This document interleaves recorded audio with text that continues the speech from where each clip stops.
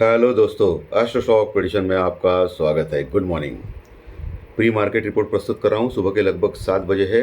आज है 3 अप्रैल 2025 यानी गुरुवार, निफ्टी का एक्सपायरी का दिन। इस कार्यक्रम में आपको टेक्निकल डाटा, इसका मतलब लेवल, सपोर्ट, रेजिस्टेंस, स्टॉक्स के बारे में और स्ट्रैटेजी क्या कर सकते हैं आज मार्केट में, इन सभी के बारे में हम लोग डिस्कस करेंगे। शुरू करने से पहले चैनल के डिस्क्रिप्शन बॉक्स में बिलो द टाइटल डिस्क्लेमर रखा है, इसको कृपया पढ़िए। यानी एज पर डिस्क्लेमर, ये एजुकेशनल प्रोग्राम है। इसके तहत जो भी मैं बोल रहा हूँ ये मेरी पर्सनल राय है, मेरी खुद की राय है। आपके प्रॉफिट या लॉस, लाभ या हानि के लिए मैं और मेरा चैनल जिम्मेदार नहीं रहेंगे, रिस्पॉन्सिबल नहीं रहेंगे। ये प्लीज़ नोट करके रखिए। मेरा एस्ट्रो स्टॉक प्रेडिक्शन चैनल केवल और केवल सिर्फ और सिर्फ यूट्यूब पे ही अवेलेबल है, बाकी कहीं भी नहीं। ये भी नोट कर करके।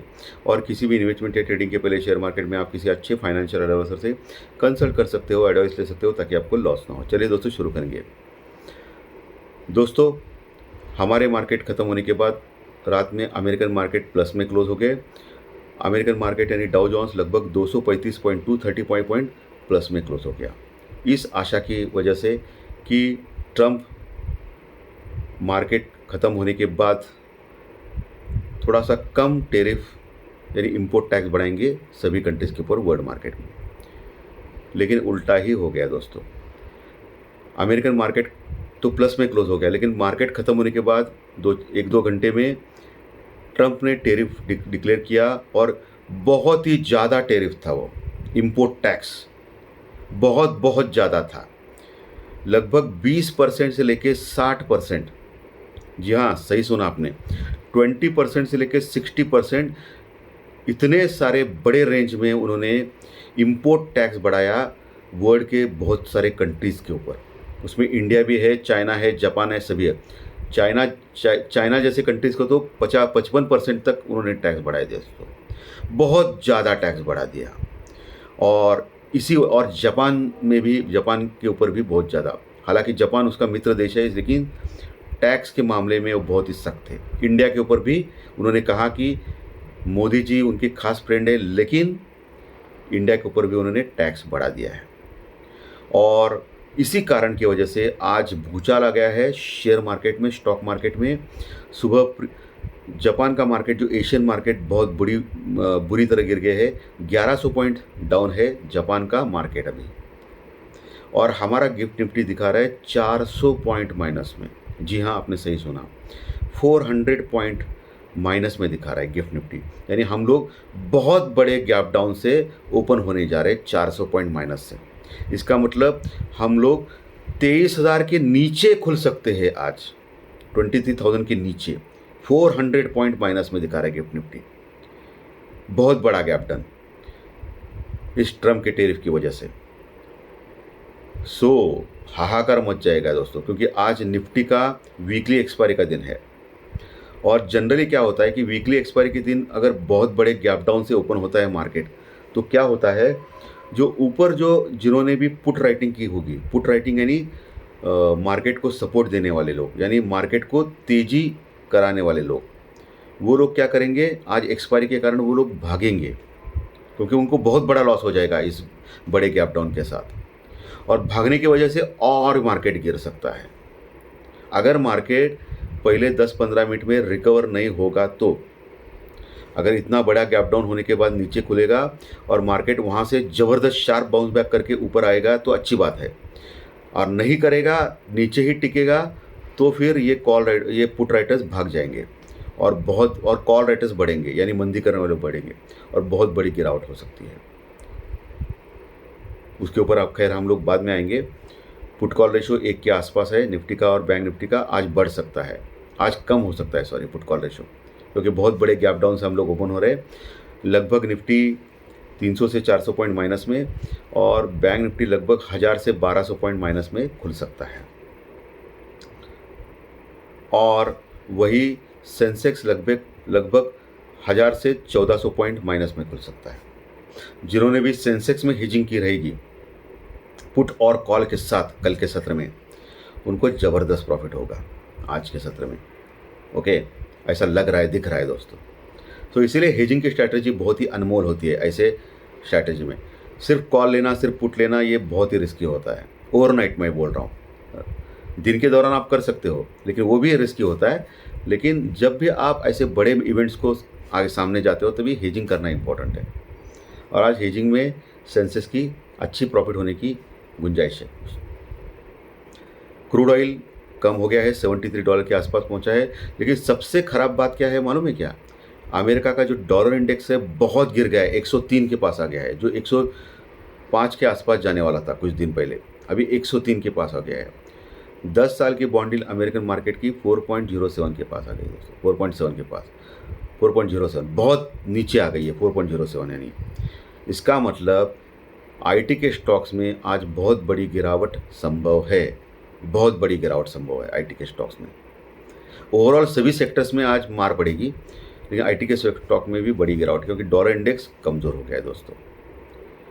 और डॉलर इंडेक्स कमज़ोर होना इसका मतलब मेटल के स्टॉक्स को थोड़ा सा स्ट्रेंथ है, लेकिन अभी सभी स्टॉक गिर रहे हैं तो सभी स्टॉक्स नीचे आएंगे, सीधी सी बात है। एक आध दूसरा सेक्टर जो है वो स्ट्रांग रहने की कोशिश करेगा। फॉर एग्जांपल एफएमसीजी स्टॉक्स या फार्मा स्टॉक्स, ये आज थोड़ा सा काम कर सकते हैं। बाकी सभी स्टॉक्स में मार पड़ सकता है आज के दिन दोस्तों, आप देख सकते हो। कल हालांकि फॉरेन इन्वेस्टर्स ने कम बेचा। एफआई ने कल लगभग 1500 करोड़ यानी 1500 करोड़ के आसपास का माल कैश में सेल किया, यानी कम किया। जो 3-4 हज़ार करोड़ का जो माल था वो सिर्फ अभी 1500 करोड़ के ऊपर आ गया है। और वही हमारे जो डीआई है, डोमेस्टिक इन्वेस्टर यानी म्यूचुअल फंड वाले, उन्होंने अच्छी खासी खरीदी की, 2800 करोड़ की खरीदी की, 2800 करोड़, 2800 करोड़ के आसपास का माल कैश में बाई किया, लगभग डबल। इसके बावजूद भी मार्केट हमारा गिरा। इसका मतलब आप देख सकते हो एफआई के पास कितनी पावर है मार्केट को ऊपर लेके आने की या मार्केट को गिराने की। इसीलिए बोलता हूँ फॉरेन इन्वेस्टर्स जो है वो कड़वा सत्य है कि फॉरेन इन्वेस्टर सेलिंग करेंगे तो मार्केट गिरेगा, सीधी सी बात है। कोई तीसरी महाशक्ति बचाने नहीं आएगी। तीसरी महाशक्ति यानी हमारे ट्रेडिंग वाले, वो तो भाग जाएंगे सभी लोग। ये कड़वा सच है, एक्सेप्ट करना चाहिए। सो एफआई की जो लॉन्ग पोजीशन है अभी इंडेक्स में, वो अभी धीरे धीरे कम होती जा रही है और शॉर्ट पोजीशन बढ़ती जा रही है। अभी शॉर्ट पोजीशन 70% थी कल तक, तो 70-75% के आसपास अभी शॉर्ट पोजीशन हो चुकी है दोस्तों इंडेक्स में, यानी निफ्टी बैंक निफ्टी या सेंसेक्स में। सो अभी स्ट्रैटेजी कौन सी करनी पड़ेगी दोस्तों, कौन से लेवल के ऊपर ध्यान रखना पड़ेगा। बहुत बड़ा गैप डाउन है 400 पॉइंट का। अभी सुबह 7 बजे की बात कर रहा हूँ, 8 बजे अलग हो सकता है, 9 बजे अलग हो सकता है, और मार्केट ओपन होने के बाद मार्केट अलग ही ओपन हो सकता है। ये हमारे यहाँ हमेशा चलता है, ये आपको मालूम है, क्योंकि हमारे गिफ्ट निफ्टी साहब कुछ भी दिखाते हैं। सो अभी तो 400 पॉइंट सुबह 7 बजे दिखा रहे गैप डाउन, बड़ा गैप डाउन। सो ऐसा खुलेगा तो क्या होगा। निफ्टी क्लोज हो गया था कल के सत्र में 23,330 के पास, 23,330 के पास, बड़ा गैप डाउन। सो 23,000 के नीचे खुल सकता है। ऐसे में आपको 22,900 का लेवल आपको ध्यान में रखना है, 22,900, 950, 22,900, 950, यहाँ रुकता है या नहीं देखना है आपको निफ्टी को। अगर यहाँ बाउंस बैक नहीं किया ओपन होने के बाद, शायद मुझे लगता है कि यहाँ से बाउंस बैक करने की चेष्टा कर सकता है निफ्टी। लेकिन यहाँ अगर बाउंस बैक नहीं किया यानी ऊपर नहीं गया 22,900 से, तो फिर 22,800, 22,800 तक भी गिरावट पॉसिबल है आज। 22,800, 850, 22,800, 850 बड़ा सपोर्ट है निफ्टी में, जहाँ अच्छी पुट राइटिंग है। लेकिन दोस्तों 22,800 के नीचे भी गया तो मार्केट आज के सत्र में 700-800 पॉइंट भी गिर सकता है। क्यों? क्योंकि आज एक तो निफ्टी का एक्सपायरी का दिन है। 22,800 से लेकर 23,000 तक करोड़ों में कॉन्ट्रैक्ट्स है पुट राइटर्स, यानी बहुत तेज़ी करने वाले लोग, वो सब लोग भागना चालू करेंगे तो मार्केट का क्या हाल होगा, ध्यान में रखें। वैसे भी 23,000 के ऊपर अगर आ गया ऊपर होने के बाद तो अच्छी बात है, नहीं तो 23,000 वाले भी भागेंगे तो भी मार्केट गिर सकता है। सो आज बड़ा गैप डाउन बहुत ही खतरनाक चीज़ है दोस्तों। अगर बड़ा गैप डाउन हो गया और नीचे से मार्केट संभल के 23,000 के ऊपर आ गए, 23,100 के, तो अच्छी बात है आज के सत्र में, और ऐसा होने के चांसेस भी ज़्यादा है दोस्तों, ध्यान में रखना। 23,000 के ऊपर अगर आ गया तो अच्छी बात है। तो 23,000 का लेवल मेक और ब्रेक रह सकता है अगर नीचे से बाउंस बैक करेगा मार्केट और ऊपर आएगा तो। ये निफ्टी में आपको ध्यान में रखना है। ऊपर रजिस्टेंस 23,100, 23,200, 20,100, 20,200, 250 यहाँ हो सकता है ऊपर आने के बाद निफ्टी में। और उसके ऊपर भी गया निफ्टी तो 23,350 और 23,450 से 550, 20,450 से 550, ये एरिया आपको इंपॉर्टेंट है। सो आज की स्ट्रैटेजी, नीचे आ गया 22,900 के पास तो 10 मिनट रुकना है, अगर वहाँ से स्ट्रॉन्ग बाउंस बैक दिख रहा है तो वहाँ 2 कॉल और 1 पुट के साथ स्ट्रैटेजी की जा सकती है। लेकिन जो भी करना है आपको आपके फाइनेंशियल एडवाइजर से कंसल्ट करके करें, ना कि ताकि आपको लॉस ना हो। उसके नीचे गया तो फिर 22,800 850 आखिरी उम्मीद रहेगी, और 22,800 निकल गया तो फिर 22,500 तक भी जा सकता है निफ्टी। वही बैंक निफ्टी में जो 51,350 51,350 के पास क्लोज हो गए थे, लगभग 520 पॉइंट 520 पॉइंट प्लस में क्लोज हो गए थे। अभी थोड़ी देर पहले मैंने गलत बोला था, निफ्टी माइनस में नहीं प्लस में क्लोज हो गया था कल के सत्र में। 160 पॉइंट यानी 160 पॉइंट निफ्टी कल के सत्र में प्लस में क्लोज हो गया था 23,330 के पास। ये प्लस में क्यों क्लोज हो गया था?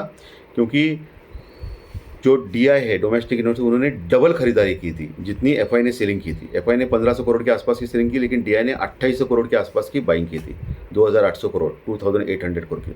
इसके लिए निफ्टी कल 160 पॉइंट प्लस में क्लोज हो गया था, अच्छी तरह बहुत बुलिश क्लोज हो गया था निफ्टी। और बैंक निफ्टी भी 520 पॉइंट प्लस में क्लोज हो गया था। ओके, सो ऐसे में क्या कर सकते हैं आप लोग? 51,350 के पास क्लोज हो गया था बैंक निफ्टी 51,350 के पास, ठीक है। सो ऐसे में आपको अगर आज 1,000-1,200 पॉइंट का डिप मिला तो डायरेक्टली आप ओपन हो जाएंगे 50,000 50,300 के पास, और 50,000 बहुत ही ज़बरदस्त सपोर्ट है दोस्तों। 50,000 50,100 जो है वो टेक्निकल लेवल्स के ऊपर बहुत बड़ा सपोर्ट है बैंक निफ्टी में। 50,000 के आसपास आने के बाद बाउंस बैक करता है तो वहाँ से बहुत ही अच्छी ट्रेडिंग की स्ट्रैटेजी हो सकती है, 2 कॉल 1 पुट के साथ। लेकिन 50,000 के नीचे अगर जाता है बैंक निफ्टी तो फिर और टिकता है 10-15 मिनट तो बहुत बुरी तरह गिर सकता है, जो 49,500 तक भी गिर सकता है बैंक निफ्टी। ये आपको ध्यान में रखना है। ऊपर कौन सा लेवल इंपॉर्टेंट है? 51,350। इतना नीचे गिरने के बाद वो अगर बाउंस बैक करता है तो 50,500 भी एक रेजिस्टेंस रिकॉर्ड बन सकता है नीचे। उसके बाद 51,000 का भी लेवल जो सपोर्ट हुआ करता था वो भी एक रेजिस्टेंस रिकॉर्ड बन सकता है नीचे से, अगर बाउंस बैक करने के बाद मैं बोल रहा हूँ। और 50,000 51,350 51,500 51,800 ये बड़े रेजिस्टेंस रिकॉर्ड लेवल हो सकते हैं आज के सत्र में। ओके, सेक्टर्स मैंने बोला है FMCG और फार्मा में कुछ स्ट्रेंथ आ सकती है नीचे की ओर से। ओके, सो आज बहुत ही केयरफुल काम करना है आपको दोस्तों, proper stop loss proper hedging से काम करना है। आज हो सकता है इंडिया विक्स बढ़ा दे ये लोग, लेकिन बाद में फिर दोपहर के बाद घटा सकते हैं ये लोग, जो आपको ध्यानपूर्वक काम करना है। धन्यवाद दोस्तों, आज का विषय अच्छा लगा तो लाइक दबाइए, कमेंट बॉक्स में कमेंट लिखिए, और जो नए दर्शक पहली बार चैनल देख रहे हैं वो सब्सक्राइब का बटन जरूर दबाएं ताकि आपको आने वाले सभी वीडियो इसी चैनल के ऊपर सिर्फ और सिर्फ यूट्यूब के ऊपर जरूर देखने मिलेंगे। धन्यवाद, फिर मिलेंगे ज्योतिष शास्त्र परीक्षण कार्यक्रम में शाम। Thank you very much, thank you.